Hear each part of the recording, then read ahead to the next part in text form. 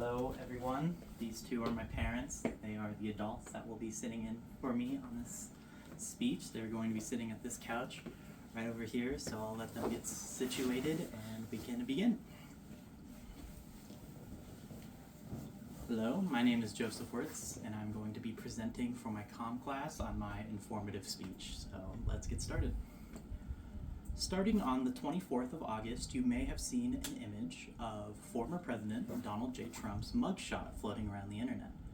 You could have seen this on your, just scrolling through the news, your preferred social media of choice, or on Donald Trump's own personal Twitter/X page, where he posted a photo of the mugshot with the words "election interference, never surrender" written under it. Now, good response to seeing the mugshot of a former United States president is, how did that happen? And that's what I'd like to get into today. I'd like to get into how it happened, what happened, and where he is now, and what's going on with this whole situation. According to an article written by PBS on the evening of August 24th, 2023, Donald Trump voluntarily surrendered himself to Fulton County Sheriff's Office in response to an indictment written against him on August 14th. The booking lasted a brief 20 minutes where his measurement, like his height, his hair color, his eye color, and his fingerprints were taken, as long with the now infamous mugshot. He was then released on a $200,000 bail and returned to his home in New Jersey. The indictment was again filed on August 14th, 2023, and in the indictment itself, released to PBS by Fulton County, it was confirmed that Trump was facing 13 charges, and some other co-defendants were also facing multiple charges in this indictment. Some of the other co-defendants include former lawyers of Donald Trump, as well as some other Republican Party leaders. Donald Trump's charges himself included things like solicitation of violation of oath by public officer, conspiracy to commit false statements and writings, filing fake documents, and conspiracy to commit forgery in the first degree. Now, all of that legal jargon may sound a little confusing, so to quote the introduction of the indictment itself,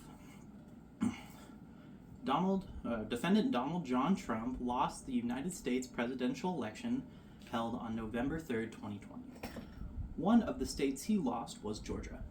Trump and the other defendants charged in this indictment refused to accept that Trump lost, and they knowingly and willingly joined a conspiracy to change the outcome in favor of Trump. The other co-defendants have too been charged with the conspiracy to overturn the Georgia election, and according to a CNBC article, an interview by Donald Trump done by Newsmax, he was quoted as saying, "Those people that have been so unfairly dragged into this, these are high-quality people who don't even know why they were brought in."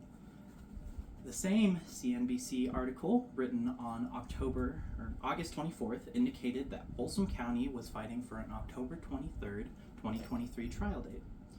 However, in another CNBC article published September 14th, this was confirmed to be indefinitely pushed back by Fulton County Superior Court Judge Scott McAfee. Although we do not have a definitive court date at this time, McAfee has stated that all motions and proceedings must be filed before December 1st.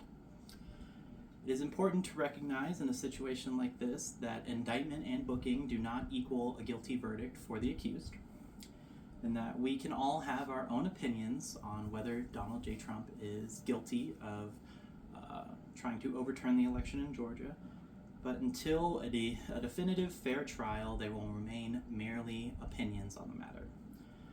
Donald Trump himself was quoted after leaving Folsom County Sheriff's Office in the same September 14th CNBC article that, quote, "I did nothing wrong, and that we have every single right to challenge an election we think is dishonest.